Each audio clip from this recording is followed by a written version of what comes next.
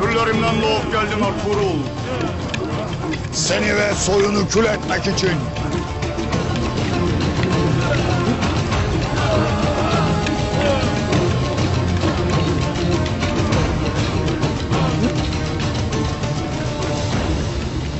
Alangoya. Emrindeyim abi.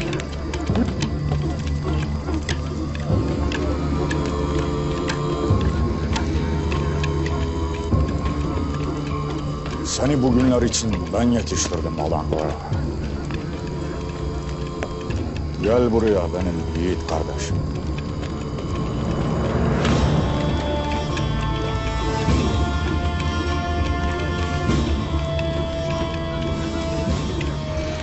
Anlat hele. Neler ettin? Vazifeni yerine getirdim abi. Ertuğrul'u gördün mü? Gördüm abi. Anlat hele. Ertuğrul'u dediğin gibi dürüst ve mert damarından yakalayıp pazarında yer tuttu. Onun güvenini sağladı.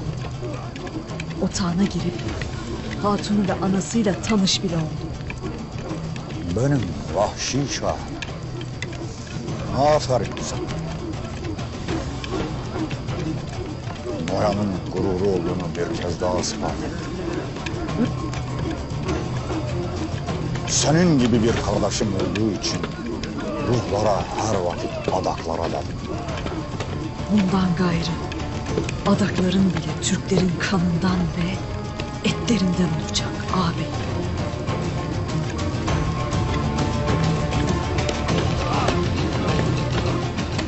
Hünkârlarım.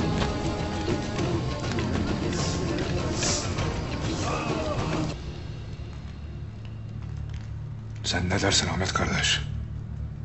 O anda nereden çıkmıştır? Öldü. Beyim o iblis öldü. Gözlerimizle gördük. O şeytanı tanır mısın beyim?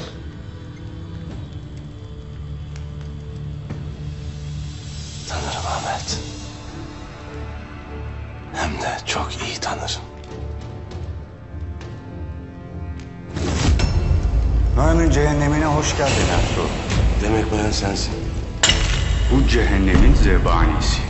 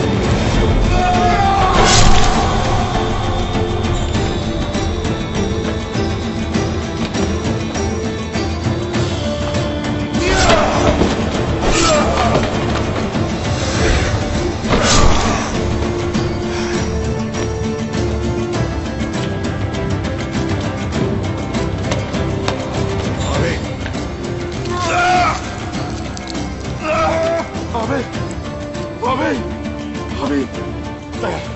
Dayan iyileşeceksin abi. Beyim nasıl olur bu? Hepimiz buna şahit olduk. Sungur ağabeyim yaralanınca hepimiz telaşa kapılıp onu obaya götürmek için yola çıktık. Noyan'ın cesedini orada öylece bıraktık Bamsı. Beyim sen Noyan'ı kevgire çevirdin. Pusatının biçmediği